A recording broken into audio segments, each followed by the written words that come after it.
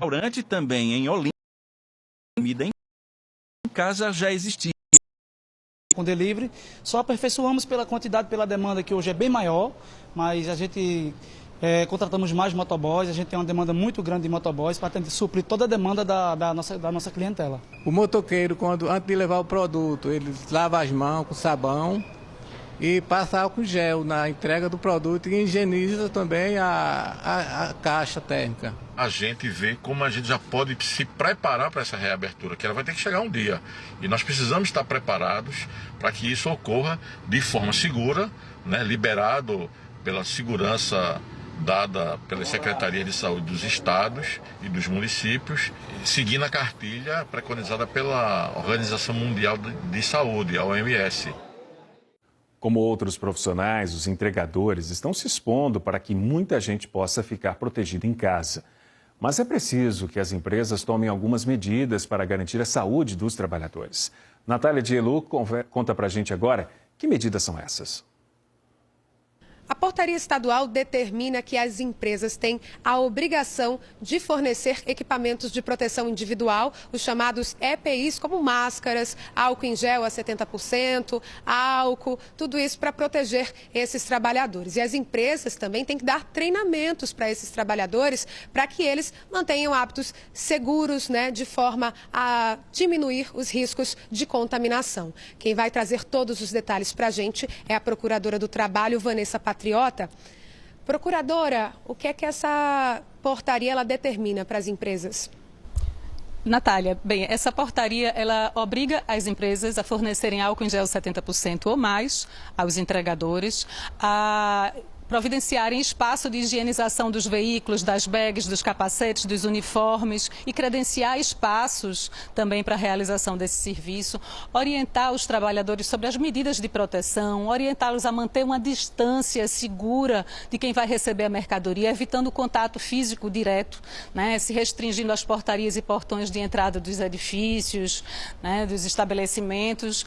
Ela obriga também as empresas credenciadas, os estabelecimentos comerciais a adotarem uma série de medidas quando do recebimento da mercadoria, reservando um espaço seguro para entrega, evitando esse contato direto, fornecer também álcool em gel, pia com água corrente, sabão, informar casos de doença nos estabelecimentos. São uma série de medidas que foram adotadas no intuito de proteger o trabalhador durante a pandemia.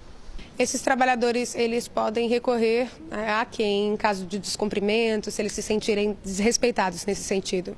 Eles podem fazer uma denúncia ao Ministério Público do Trabalho, a denúncia pode ser anônima pela internet no nosso site, tá? Mas o Ministério Público do Trabalho vai fiscalizar as associações de classe, junto com o Estado de Pernambuco.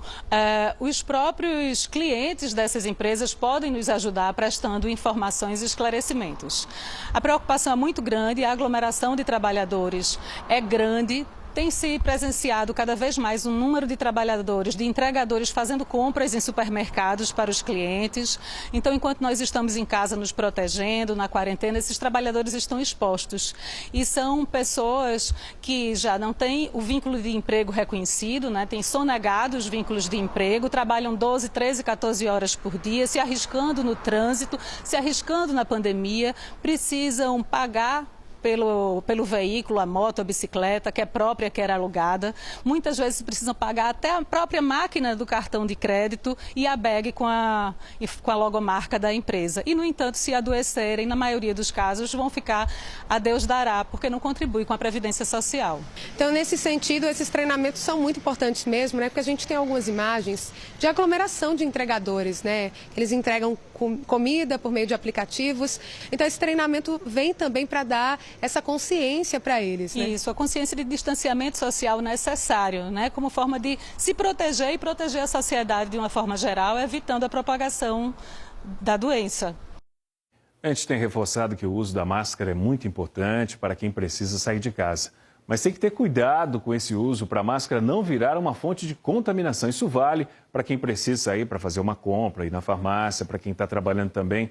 Também é preciso ter cuidado ao descartar essa máscara ou lavar, se for de pano. E olha o seguinte, essa imagem que a gente está mostrando É o seguinte, uma pessoa numa garagem de um prédio, uma pessoa descartando a máscara. Vamos trazer dicas, Beatriz Castro. Oi, Márcio, estamos com a pessoa certa aqui para falar com a gente sobre o uso correto de máscara, já que o senhor também é infectologista, né? A gente mostrou uma imagem agora de uma máscara descartada na garagem de um prédio. Um vizinho joga na garagem do outro morador. Tem risco de contaminação? Como deve ser feito o descarte? A nossa preocupação é exatamente essa, que a máscara seja utilizada de forma inadequada. Então, a Organização Mundial de Saúde já começa a sinalizar que o uso da máscara pode ser recomendado de acordo com a avaliação local dos gestores locais, embora não haja muitas evidências para o seu uso, mas é fundamental que ela seja bem utilizada. As pessoas que usam têm que ser treinadas para usarem e o descarte também é muito importante, né? A gente recomenda que o descarte seja feito num saco separado, fecha o saquinho e joga no lixo, jamais deixar livremente para ser recolhida por outra pessoa e assim aumentando o risco de transmissão. Lembrando que as máscaras cirúrgicas, as máscaras N95, devem ser reservadas para uso de pessoas contaminadas, que estejam no ambiente hospitalar, contaminadas ou profissionais de saúde. Para não faltar para esses, a gente precisa cuidar de não usar indiscriminadamente. Tecido, portanto, podem ser uma alternativa, mas desde que sejam bem utilizados. Existe estudo para tornar esse uso obrigatório aqui em Recife? Nós estamos avaliando as evidências a todo tempo. E, como eu falei, a Organização Mundial de Saúde começa a sinalizar que essa pode ser uma possibilidade.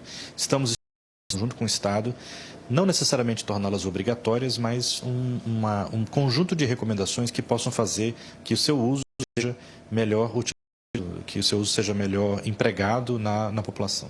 Talvez para evitar a produção de resíduos, né, que tem muita máscara descartável sendo jogada inadequadamente fora, a máscara de tecido também é eficaz? A máscara de tecido, ela tem sido objeto desses estudos. Não há evidências de que ela realmente funcione na transmissão em geral, mas elas podem ter, se bem utilizadas, de novo, isso é muito importante, se bem utilizadas, manuseadas adequadamente para que não sirva de ambiente de transmissão, elas podem ter um papel. Então, a partir disso, tem começado a estudar isso aqui no Estado, junto com a Secretaria Estadual de Saúde, para verificar maneiras de fazer essa recomendação chegar a todos. Mas sempre lembrando que a máscara jamais substituirá todas as medidas necessárias de lavagem de mãos, de uso do álcool gel e, fundamentalmente, isolamento e distanciamento. A máscara não separa as pessoas o suficiente para garantir que não haja transmissão. O senhor falou em isolamento social e a repórter Sabrina Rocha esteve hoje no Ibura. E ela mostra que está todo mundo na rua, muitos sem máscara. Vamos assistir a reportagem?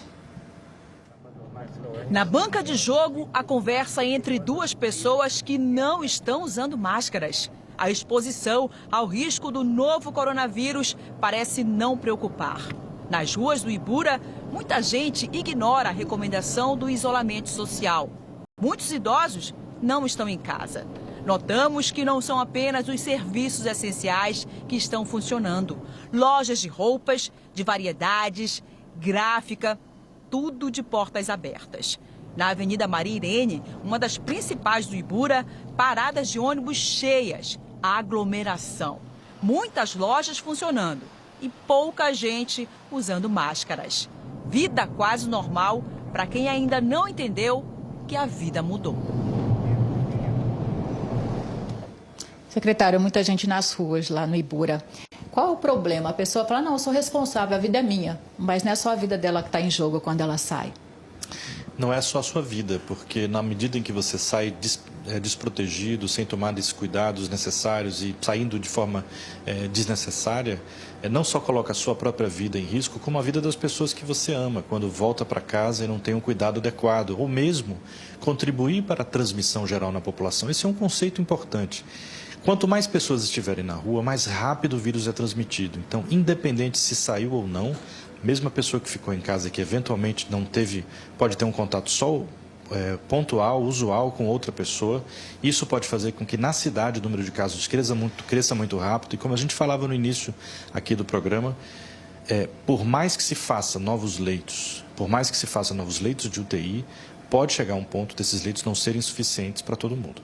Secretária, tem uma ferramenta da Prefeitura, né, o site Atende em Casa, para orientar as pessoas quando é que elas devem procurar o hospital para não sobrecarregar, né, os serviços básicos. Está funcionando? Quais são as dicas? Olha, mais de 15 mil pessoas já se inscreveram, a gente já conseguiu fazer 4 mil teleorientações, quando a pessoa entra em contato e fala diretamente com um profissional de saúde através de videochamada, e cerca de 1.000 pessoas foram então encaminhadas às unidades de saúde para fazer uma avaliação clínica presencial por um profissional médico, por exemplo. Então, a adesão das pessoas está sendo muito positiva. O aplicativo ainda, este site, ele acompanha a pessoa pelos 14 dias do início dos sintomas, permite, portanto, que a pessoa diga se seu sinal e sintoma piorou, para a gente poder detectar a piora antes de que seja um agravamento muito grande. Por isso, tem sido muito útil. atendeemcasa.pe.gov.br. Obrigada, secretário. Então, está aí a dica, gente, nada de sobrecarregar, né, os hospitais, e quem usar a máscara, use da forma correta.